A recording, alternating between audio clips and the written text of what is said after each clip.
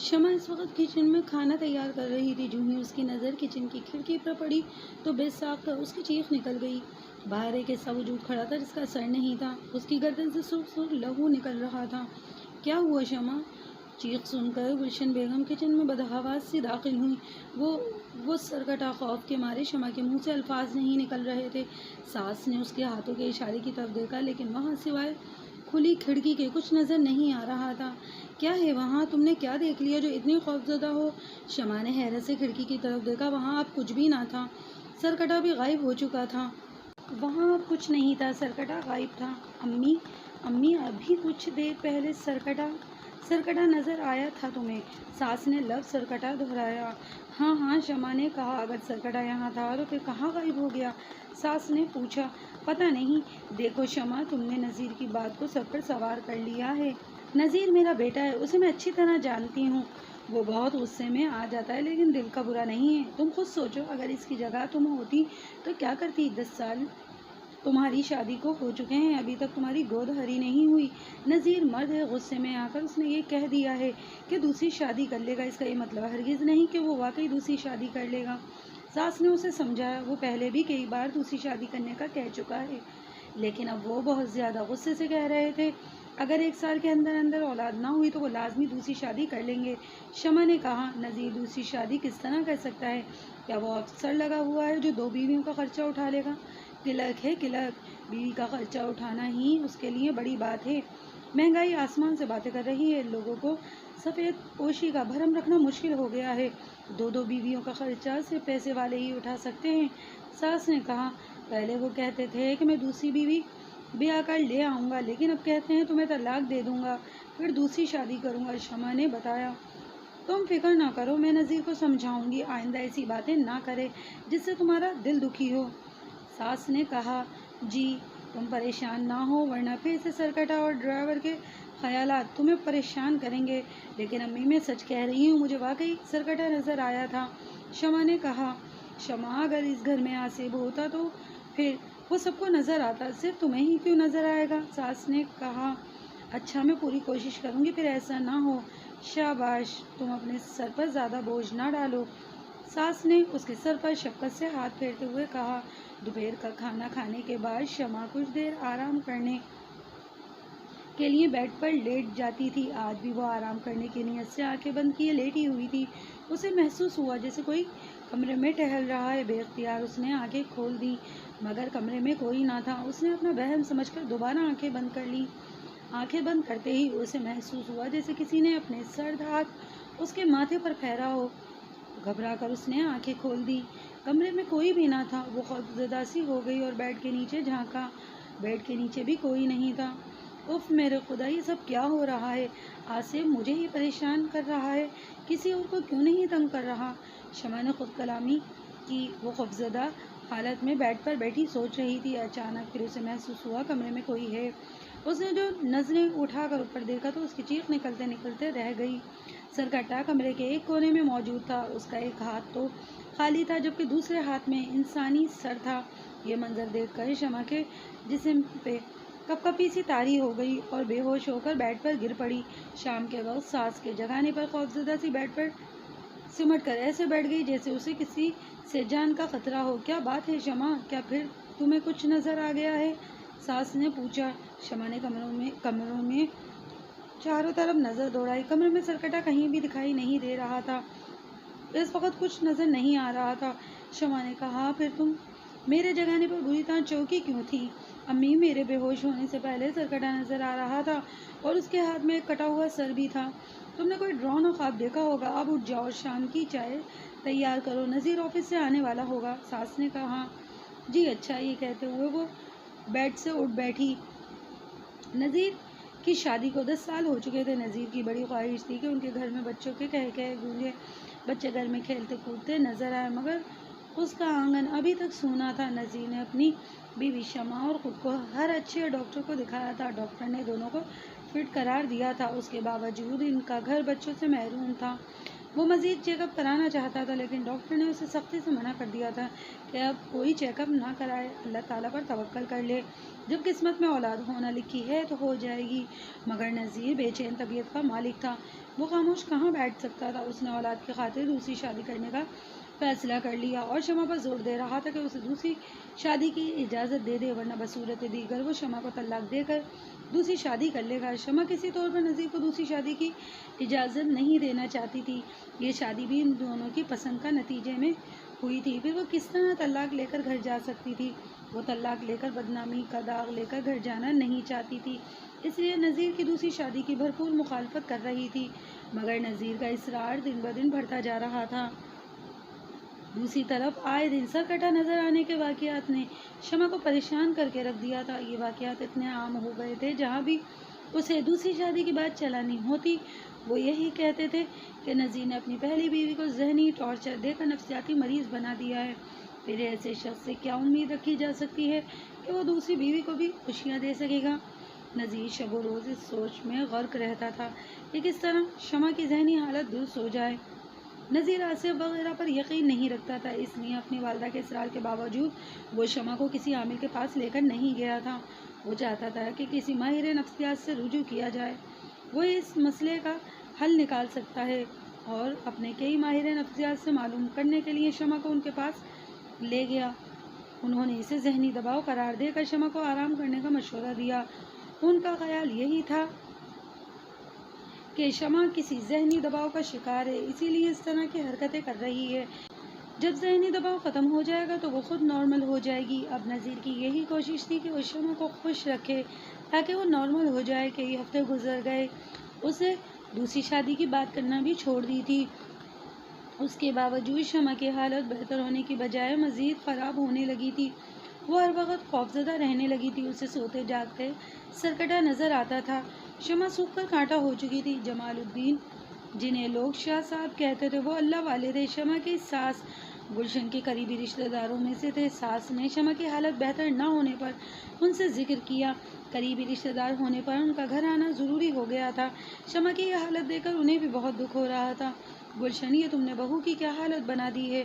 تم کیا مجھے غیر سمجھتی ہو؟ مجھے اطلاع کیوں نہ دی؟ جمال الدین نے شمع کو بستر پر لیٹے ہوئے دیکھتے کہا، شاہ صاحب، ہم سمجھ رہے تھے کہ شمع کے ساتھ کوئی ذہنی اور نفسیاتی مسئلہ ہو گیا ہے، اس لیے ہم ڈاکٹر سے چیک اپ کرا رہے تھے۔ تم نے نفسیاتی ڈاکٹر کے چکر میں شمع کی کیا حالت بنا ڈالی ہے؟ میں لوگوں کا روحانی علاج کرتا ہوں، تم نے مجھے آگاہ نہیں کیا اور شمع کی یہ حالت بنا دی، شاہ صاحب نے کہا۔ گلشن جیسے ہی شاہ صاحب کے لیے کچن میں چائے بنانے گئی، اتنی دیر میں شاہ صاحب نے پانی پر دم کیا اور پھر کچھ سوچ میں پڑ گئے۔ شمع بیٹی، وہ بھٹکتی ہوئی روح ہے جو تمہیں تنگ کر رہی ہے، لیکن میری سمجھ میں یہ بات نہیں آ رہی کہ وہ صرف تمہیں ہی کیوں تنگ کر رہی ہے، گھر میں دوسرے افراد بھی تو ہیں، ضرور کوئی نہ کوئی ایسا عمل ہوا ہے جس سے یہ روح تمہیں تنگ کر رہی ہے، مجھے بالکل صاف صاف بتاؤ، اس صورت میں تمہارا علاج کر سکتا ہوں، شاہ صاحب نے کہا۔ شاہ صاحب، میں آپ سے کچھ بھی نہیں چھپاؤں گی، بالکل صاف صاف بتاؤں گی، لیکن میرے اس سرکٹے سے جان چھڑا دیں، شمع نے سسکتے ہوئے کہا۔ شمع بیٹی، مجھے تمہارے بارے میں علم نہیں تھا، ورنہ میں بہت پہلے تمہاری اس روح سے جان چھڑا دیتا۔ شاہ صاحب، میری شادی کو 10 سال ہو چکے ہیں، لیکن میری گود ہری نہیں ہوئی۔ نذیر کو بچے کی بڑی خواہش ہے، اس لیے وہ اولاد کی خاطر دوسری شادی کرنا چاہتا ہے۔ میری ایک سہیلی نازش نے مجھے بتایا میں ایک ہندو عامل کے پاس جاؤں، وہ بہت پہنچا ہوا عامل ہے، اس کے پاس جو بھی جاتا ہے اس کی مراد بر آتی ہے، ہو سکتا ہے تمہارے مسائل کا بھی حل ہو جائے۔ میں پریشان تھی، جیسے ہی اس کے منہ سے ہندو عامل کا پتہ معلوم ہوا میں آستانے پہنچ گئی۔ آستانے پر آنے والے لوگوں کا ہجوم دیکھ کر میرے دل میں بھی ہندو عامل کی عقیدت اور اعتقاد بڑھ گیا۔ میرے نمبر آنے پر ہندو عامل نے بتایا کہ کسی نے بچپن میں میرے کپڑے کسی طرح حاصل کر کے عمل کیا، اس عمل سے میری کوکھ بند ہو گئی ہے، جس عورت کے لیے پڑھائی کی گئی ہے اس عورت کا بانجھ پن دور ہو گیا ہے۔ اس کی یہ بات مجھے اس لیے درست لگی کہ بچپن میں میرے کپڑے چھت پر سکھانے کے لیے ڈالے گئے تھے، اتفاق سے ہوا تیز چلنے پر کسی ارادے کے تحت میرے کپڑے لے لیے گئے تھے۔ ایک ہفتے بعد وہ کپڑے گلی میں ملے تھے، کپڑے کی شلوار میں سگریٹ سے سوراخ کیے ہوئے تھے۔ گھر والوں نے اس بات کو کوئی خاص اہمیت نہیں دی تھی۔ اس عامل سے وہ بات سن کر مجھے پکا یقین ہو گیا، وہ درست کہہ رہا ہے۔ اس نے مجھے کچھ لفظ لکھ کر دیے، یہ تمہیں پڑھنا ہے اور پھر ایک قبرستان میں جا کر کسی قبر کے اندر اندر انڈے کو ڈال دینا ہے، اور خبردار جس چیز سے بھی قبر میں سوراخ کرو وہ چیز گھر کے اندر لے کر مت آنا۔ میں نے صبح کے وقت انڈے پر دم کر لیا تھا، لیکن مجھے اب اس انڈے کو فوری طور پر کسی قبر کے اندر ڈال کر آنا تھا۔ میں سبزی لانے کے بہانے گھر سے نکلی تو میری ساس نے کہا چاقو خراب ہے، ایک بڑا سا چاقو بھی لے آنا۔ میں اچھا کہہ کر بازار چلی گئی۔ سبزی اور چاقو خرید کر میں نے قبرستان کا رخ کیا۔ قبرستان بازار سے قریب ہی تھا۔ میں بے حد گھبرائی ہوئی تھی، ایک خوف قبرستان جانے کا اور دوسرا خوف یہ تھا کہ مجھے قبرستان میں کوئی دیکھ نہ لے۔ اگر کسی نے قبرستان میں دیکھ لیا تو میرے متعلق من گھڑت باتیں گھڑ لی جائیں گی۔ رشتہ دار موقع کی تلاش میں رہتے ہیں، ذرا سا موقع ملنے پر چھوٹی چھوٹی باتوں کے افسانے گھڑ لیتے ہیں۔ مجھے یہی خوف تھا جس کے سبب میرے ہاتھ پاؤں پھول رہے تھے۔ انڈا بھی کسی قبر میں ڈالنا بھی ضروری تھا۔ قبرستان میں داخل ہو کر میں نے ادھر ادھر دیکھا، اتفاق سے قبرستان میں کوئی نہیں تھا۔ قبرستان میں سناٹا تھا، خوف سے میری ٹانگیں کانپ رہی تھیں۔ میں اکثر قبرستان کے سامنے سے گزرتی تھی، لیکن کبھی قبرستان میں داخل نہیں ہوئی تھی، اس لیے اکیلے قبرستان میں مجھے ایک انجانا سا خوف آ رہا تھا۔ میں ہمت کر کے ایک قبر کو کھودنے بیٹھی تو یاد آیا کہ میں جلدی میں قبر کھودنے کے لیے کچھ بھی نہیں لائی تھی، گھر پر ہی لکڑی بھول آئی تھی۔ میں نے قبرستان میں ادھر ادھر نظریں دوڑائیں، لیکن اس وقت اتفاق سے کوئی بھی ایسی چیز نہ ملی۔ میں نے فوراً پرس سے چاقو نکالا اور قبر کی مٹی کھودنے لگی۔ ایک بڑا سا پتھر چاقو سے ٹکرانے پر میں نے ہاتھ سے ہٹایا، پھر جیسے ہی میرے ہاتھ آیا تو خوف سے میری چیخ نکل گئی اور میں بھاگ کھڑی ہوئی۔ دراصل میرے ہاتھ میں جو پتھر آیا تھا وہ پتھر نہیں، انسانی کھوپڑی تھی۔ میں خوف سے تھر تھر کانپتی ہوئی قبرستان سے فوری طور پر نکلنے کی کوشش کر رہی تھی کہ اچانک میرے قدم رک گئے۔ مجھے یاد آیا کہ انڈا قبر میں ڈالنا ضروری ہے، ورنہ بڑی گڑبڑ ہو جائے گی۔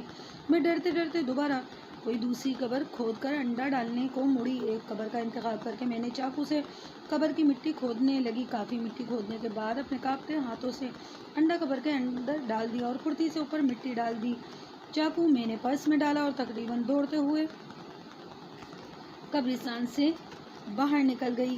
میرا دل زور زور سے دھڑک رہا تھا، مجھے کچھ ہوش نہ رہا تھا۔ جلد میں گھر پہنچنا چاہتی تھی۔ گھر پہنچ کر میں نے سکون کا سانس لیا۔ مجھے اپنے آپ پر خود بھی حیرت ہو رہی تھی کہ یہ میں کام کیسے کر آئی ہوں۔ ویسے کوئی مجھے لاکھ روپے دے کر بھی یہ کام کرنے کو کہتا تو میں یہ کام ہرگز نہ کرتی، لیکن اپنے گھر کے اجڑنے کے ڈر سے مجھ سے کام ہو گیا تھا۔ میں نے اس چاقو کو اچھی طرح پانی سے دھو کر استعمال کے لیے رکھ دیا۔ ابھی مشکل سے ایک دن گزرا تھا کہ مجھے سرکٹا نظر آنے لگا۔ میں نے جب اس عامل کو سرکٹے کے بارے میں بتایا تو وہ مجھے غصے سے دیکھتے ہوئے کہنے لگا، تجھے میں نے کہا تھا نا کہ جس چیز سے قبر کی مٹی کھودے اسے گھر میں نہیں لے جانا، لیکن مجھے ایسا لگ رہا تھا تو ضرور وہ چیز گھر میں لے کے چلی گئی ہے۔ بابا مجھے کوئی ایسی چیز نہیں ملی جس سے مٹی کھودتی، اس لیے چاقو سے مٹی کھودنی پڑی، تو اسے گھر لے جانے کی کیا ضرورت تھی، وہیں قبر میں ڈال دیتی۔ بابا مجھ سے غلطی ہو گئی، میں ایک ایسا عمل کریں کہ میرے اس سرکٹے سے جان چھوٹ جائے۔ میں نے التجا کی، تم نے جس قبر میں انڈا ڈالا ہے، میرا علم بتا رہا ہے کہ جس شخص کی وہ قبر تھی، زندگی میں اس نے لوگوں کو بہت ستایا تھا، قتل و غارت گری کی تھی، اس کے لیے معمولی بات تھی۔ کسی نے دھوکے سے اسے اس طرح قتل کیا کہ اس کی گردن ہی دھڑ سے الگ کر دی۔ تم نے اس کی قبر میں جان بوجھ کر انڈا نہیں ڈالا، یہ اتفاق ہے کہ تم نے ڈالنے کو جس قبر کا انتخاب کیا وہ ایک بھٹکی ہوئی روح ہے۔ میرے پاس اتنی شکتی نہیں کہ اس آتما کو اپنے قابو میں کر سکوں، اس لیے اب تم بھگتو۔ عامل نے غصے سے کہا، بابا آپ کچھ کریں۔ اس نے پھر التجا کی، دیکھو بیوی، میرے چھوٹے چھوٹے بچے ہیں، اتنا ہی عمل آتا ہے جتنی مجھے شکتی ہے، اس سے زیادہ عمل کرنے پر روح مجھ پر حملہ بھی مار سکتی ہے، اس لیے مجھے معاف رکھو۔ ہاں اگر کوئی ایسا عامل ہے جو تمہیں مل جائے جو اس بھٹکی ہوئی روح کو قابو کرنے کی شکتی رکھتا ہو تو اس سے اپنا علاج کرا لینا۔ عامل کا صاف دو ٹوک جواب سن کر میں خاموش چلی آئی۔ میں کر بھی کیا سکتی تھی، غلطی میری اپنی تھی۔ میں نے لالچ میں خود برائی مول لی تھی۔ میں مختلف عاملوں کے پاس گئی لیکن کسی سے کوئی فائدہ نہ ہوا۔ پھر میں نے خود کو حالات کے دھارے پر چھوڑ دیا، جو قسمت میں ہے وہی ہوگا۔ شاید قسمت میں میرا ایسے ہی مرنا لکھا تھا۔ شمع نے اپنی آنکھوں سے بہتے آنسو پوंچھتے ہوئے کہا، شمع تم مایوس نہ ہو، کیونکہ مایوسی کفر ہوتی ہے۔ میں جیسا کہوں وہی کرنا۔ میں آج پینے کے لیے دم کیا ہوا پانی دے کر جا رہا ہوں، اس پانی کو پینا بھی اور گھر کے چاروں کونوں میں چھڑکنا بھی۔ شاہ صاحب نے دم کیا ہوا پانی شمع کو پکڑایا۔ شمع نے بوتل سنبھال کر رکھ لی اور شاہ صاحب کی ہدایت پر مکمل عمل کیا، جس سے اس کی طبیعت میں خاصی بہتری آ گئی تھی۔ ایک ہفتے بعد شاہ صاحب گھر آئے اور پھر چند نقش گھر میں لگانے کے لیے دیے. گھر میں نقش لگانے پر وہ سرکٹا نظر آنا بند ہو گیا اور شمع کی طبیعت اب بہت اچھی ہو گئی تھی. شاہ صاحب کا دم کیا ہوا پانی پابندی سے شمع پی رہی تھی اور گھر میں چھڑک رہی تھی. اس طرح ایک ماہ کے اندر وہ بالکل صحت مند ہو گئی. وہ بالکل بھی نہیں لگتی تھی کہ وہ کہیں سے بیمار تھی. اس کے صحت یاب ہونے پر نذیر بہت خوش تھا. ایک دن وہ اسے سمجھاتے ہوئے بولا, شمع تم فکر نہ کرو, میں دوسری شادی نہیں کروں گا. قسمت میں جب اولاد ہوگی تو ہو جائے گی. ہاں میں بھی تم کو یہی سمجھاتی ہوں, لیکن تم پر دوسری شادی کا دورہ پڑا ہوا ہے. ہاں اب وہ دورہ ختم ہو گیا ہے. تمہیں آئندہ مجھ سے کوئی شکایت نہیں ہوگی. نذیر مسکراتے ہوئے بولا.